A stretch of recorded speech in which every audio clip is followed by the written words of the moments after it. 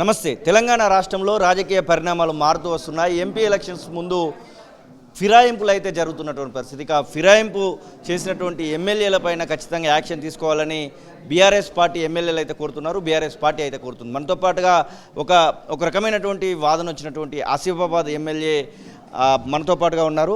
Madam, అసలు మీరు కూడా పార్టీ మారుతారనేటువంటి వాదన వచ్చింది. తుక్కుగూడ సభలోనే మీతో పాటుగా ఇంకొక 25 మంది కూడా జాయిన్ అవుతారనేటువంటి వార్త వచ్చింది. నిజంగానే అట్లాంటి ఆలోచన ఏమైనా చేశారా మీరు? మేము అటువంటి ఆలోచన మాకు రాలేదండి, రాదు కూడా. ఎందుకంటే ఈరోజు మాకు ఒక ఫాదర్ లాగా మాజీ ముఖ్యమంత్రి గారు కేసీఆర్ సార్ గారు, నేను 2010లో నేను జాయిన్ అయినాను. అప్పటి నుంచి ఇప్పటి వరకు నేను అన్ని ఉన్నతమైన పదవులని నేను అనుభవిస్తున్నాను. అది నాకు ఆ గౌరవం ఉంది.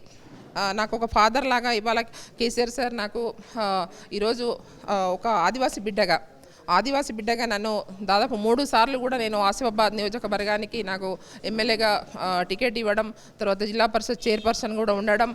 ఇవాళ మేము ఆదివాసులం ఒక మాట మీద కట్టుబడి ఉంటాం, అదే నిర్ణయం తీసుకుంటాం. మేము ఎవరు ఏం చెప్పినా కూడా, మేము కలిసినా కూడా కలవకపోయినా కూడా మేము ఇప్పటివరకు అయితే ఏ ముఖ్యమంత్రి గారిని కలవలేదు. కాంగ్రెస్ పార్టీ నుంచి మీకు ఏమైనా ఆఫర్ వచ్చిందా? కోవలక్ష్మి మీరు జాయిన్ కండి, ఏదైనా అవకాశం ఇస్తాము, లేకపోతే మీరు ఇప్పుడు ఎమ్మెల్యేగా ఉన్నారు, మినిస్టర్ అవకాశం ఇస్తాము, ఇట్లాంటి ఆప్షన్స్ ఏమైనా తీసుకున్నారు? ఎందుకంటే ఒక గిరిజన మహిళనే ఇప్పుడు ఇన్ఛార్జి మంత్రిగా కొనసాగుతున్నారు ఉమ్మడి ఆదిలాబాద్ జిల్లాకి. వాస్తవంగా చెప్పాలంటే అండి, నేను ఆఫర్ కూడా మాకు రాలేదు. మాకు ఆఫర్ కూడా గిరిజన మంత్రిగానే ఉన్నారు సీతక్క గారు, కానీ ఏ రోజు కూడా ఆమె మా పార్టీలో రావాలని ఆమె కూడా మాట్లాడలేదు. మేము కూడా ఆ విషయం ఇప్పటి వరకు మాట్లాడలేదు. 1-2 మీటింగ్లలో కూడా మీరు పాల్గొన్నట్టున్నారు, అక్కడ సంక్షేమ కార్యక్రమాలు అమలు చేయడంలో వాటిలో పాల్గొన్నట్టున్నారు. ఆ సందర్భంలో ఏమైనా అడిగేటువంటి ప్రయత్నం ఏమైనా చేస్తారు? ఎందుకంటే స్పెషల్గా చాలా వరకు జరిగింది కోవలక్ష్మితో పాటుగా ఇంకా చాలామంది పైన ఈ యొక్క ప్రచారం అయితే జరిగింది. చివరికి అయితే ఎవరు జాయిన్ కాలేదు. ఒకరిద్దరు తప్పితే దానం నాగేందర్, అలాగే భద్రాచలం ఎమ్మెల్యే మినహాయించి ఎవరైతే జాయిన్ అయినటువంటి తాగలాలు కనబడట్లేదు. వాస్తవంగా ఏ రోజు కూడా మేము అధికార మీటింగ్లో మరి జిల్లా మంత్రిగా వచ్చినప్పుడు కంపల్సరీ మేము ప్రజా సమస్యల మీద, మా కాన్స్టిట్యుయెన్సీ ప్రజల సమస్యల మీద మా మంత్రి గారికి తర్వాత ప్రభుత్వానికి మేము ఖచ్చితంగా తీసుకువెళ్ళవలసిన బాధ్యత మా మీద ఉంది. ప్రజలు అక్కడ మమ్మల్ని గెలిపించారు కాబట్టి ఖచ్చితంగా మేము ప్రజా సమస్యల మీదనే మేము మాట్లాడతాం, ప్రజా సమస్యల మీదనే పోయి కలుస్తాం తప్ప అది కూడా మన జిల్లా మంత్రి గారికి వేరే ఎవరి దగ్గర కూడా మేము ఇప్పటివరకు పోలేదు. తర్వాత ముఖ్యమంత్రి దగ్గర అయితే ఇప్పటివరకు మేము ఎప్పుడు పోలేదు. కాబట్టి మేము ఒకటి చెప్తున్నాము, ఒక ఆదివాసీ బిడ్డగా కోవలక్ష్మి బీఆర్ఎస్ పార్టీలోనే ఉంటుంది, కేసీఆర్ సార్ వెంటనే ఉంటుంది.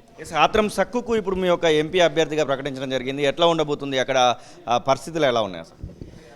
అందరూ కూడా ఆత్రం సక్కు గారిని అందరూ కూడా ఆదరిస్తున్నారు, బీఆర్ఎస్ పార్టీని ఆదరిస్తున్నారు. రైతులందరూ కూడా, ప్రజలందరూ కూడా మేము కాంగ్రెస్ పార్టీకి ఓటేసి మేము చాలా తప్పు పని చేశాము.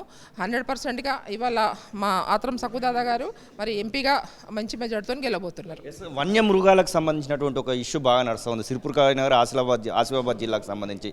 ఆ విషయంలో ప్రభుత్వం ఏమైనా చొరవ చూపిస్తుందా? ఇప్పుడు మొన్న ఒక ఇద్దరు చనిపోయినటువంటి సందర్భాలు కూడా కనబడతా ఉన్నాయి. అవునవును, వాస్తవంగా మహారాష్ట్ర బార్డర్ మాది, ఆసిఫాబాద్ కొమరంభీం డిస్టిక్, అటు సిర్పూర్ కాదన్నారు కానీ ఆసిఫాబాద్ కానీ ఇది మహారాష్ట్ర కలిసి ఉన్న వంటి బార్డర్ కాబట్టి, ఏదైతే మహారాష్ట్ర నుంచి వస్తున్న వంటి తాడ్వాయి దగ్గర ఉంది ప్రాంతం కాబట్టి పులులు కానీ ఏనుగులు కానీ, మొన్న ఏనుగులు ఇద్దరిని చంపిస్తున్నాయి, అంత గతంలో ఏమో పులులు చంపిస్తున్నాయి. కాబట్టి ఎవరైతే ఫారెస్ట్ అధికారులు చర్య ఏదైతే అక్కడ ఉన్న ఆ ప్రాంతంలో ఉన్న ప్రజలకు అందరూ కూడా చెప్పాలి, ఎక్కడైతే ఏనుగులు వస్తున్నాయి ఇప్పుడు ఎక్కడెక్కడ కూడా సీసీ కెమెరాలు పెట్టారు మరి, కానీ అధికారులు సరైన ఫారెస్ట్ అధికారులు పనిచేయట్లేదు.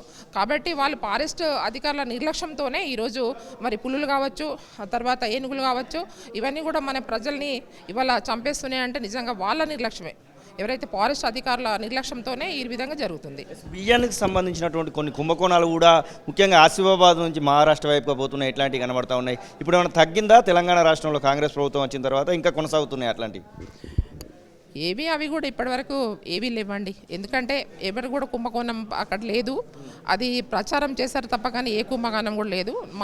మేమైతే ఇప్పటివరకు మా ఆసిఫాబాద్ నియోజకవర్గం అంతా కూడా 4 నియోజకవర్గం అండి, అటు సిర్పూర్ కార్నర్ కానీ ఆసిఫాబాద్ కానీ ఏదైతే ప్రజల సమస్యల మీద ప్రజలకి ఏదైతే వచ్చిన వంటి బియ్యం కావచ్చు, రేషన్ బియ్యం కావచ్చు అన్నీ కూడా ప్రజలు తీసుకుంటున్నారు. అందరూ కూడా వాళ్ళు ఎక్కడ కూడా కుంభకోణం అనేది లేదు. ఇలాంటి ప్రచారాలను తిప్పికొట్టడానికి కోవలక్ష్మిగా మీరు ఏం చేయబోతున్నారు? మీ అధినేతనికి ఏమైనా విన్నవించారా? ఇక్కడ ఉన్నటువంటి పార్టీ సెక్రటరీకి ఏమైనా విన్నవించారా? మొత్తం మేము ప్రజల్లో ఈరోజు ప్రజల్లో ఉన్నాం కాబట్టి మమ్మల్ని నిత్యంలో ఎప్పుడు కూడా మేము ప్రజా సమస్యల మీద ప్రజల్లో ఎప్పుడు కూడా రోజు కూడా మేము ప్రజల్లో ఉంటున్నాం కాబట్టి ఈరోజు మమ్మల్ని మంచి భారీ మెజార్టీతో మమ్మల్ని గెలిపించారు. కాబట్టి ఈరోజు మేము ప్రజల సమస్యలు చెప్పడానికి మేము ఇవాళ ప్రభుత్వానికి ఖచ్చితంగా మేము చెప్తాం. అక్కడ మన తాగునీరు కావచ్చు, సాగునీరు కావచ్చు, అక్కడ రోడ్స్ విషయం కావచ్చు, బ్రిడ్జ్ల సమస్య కావచ్చు, ఏ సమస్య ఉన్నా కూడా ఖచ్చితంగా మేము ప్రభుత్వానికి తెలియజేస్తాం. ప్రభుత్వం కూడా చేయాలి. ఇవాళ ఒక ప్రతిపక్ష ఎమ్మెల్యేలు ఉన్నారనేసి మమ్మల్ని చిన్న చూపు చూడడము, అక్కడ ఫండ్స్ పెట్టకపోవడము, లేకపోతే మమ్మల్ని మాకు ఎస్కార్డు కూడా బంద్ చేశారు. నిజంగా ఇవాళ మారుమూల ప్రాంతమైన మా నియోజకవర్గం ఆసిఫాబాద్ ఎటుపోతే కూడా మేము గుట్ట ప్రాంతం. ఈరోజు మేము గెలిచిన తర్వాత మమ్మల్ని మాకు ఎస్కార్డు కూడా పెట్టట్లేదు. అంటే ఎంతవరకు కరెక్ట్ మేము అడుగుతున్నాం ముఖ్యమంత్రి గారిని. అంటే మేము ఒక ఆదివాసీ ఎమ్మెల్యేగా ఈరోజు మమ్మల్ని ఈ విధంగా చిన్న చూపు చూడడం అనేది కరెక్ట్ కాదు. ఎవరికి ఎమ్మెల్యే బాధ్యత ఎమ్మెల్యేకి ఇవ్వాలి. ఎమ్మెల్యే ఫండ్స్ మా కాన్స్టిట్యున్సీకి ఇవ్వాలి. ప్రజా సమస్యలు ఏవైతే ఉన్నాయో ఆ ప్రజా సమస్యలు చేయాలి. కానీ ఇటువంటి మన తప్పుడు ప్రచారాలు చేసుకుంటా మరి మంత్రులు కానీ విషయాలని మీ అధినేత కేసీఆర్ దగ్గర పెట్టారా? ఎందుకంటే అన్నీ చెప్తే బాగుంటుంది కాబట్టి. చెప్తున్నాం, ఖచ్చితంగా మేము చెప్పవలసిందే, మా బాధ్యత చెప్తున్నాం. ఇది కోవలక్ష్మి చెప్తున్నట్టు ఖచ్చితంగా తెలంగాణ రాష్ట్రంలో ఉన్నటువంటి కాంగ్రెస్ ప్రభుత్వం మా పైన దుష్ప్రచారం చేస్తుంది, దాన్ని తిప్పుకొట్టేటువంటి బాధ్యత మా పైన ఉందనేటువంటి విషయాన్ని అయితే వారు చెప్తున్నటువంటి పరిస్థితి. కెమెరా పర్సన్ సతీష్తో శ్రీనివాస్ తొలివెలుగు, హైదరాబాద్.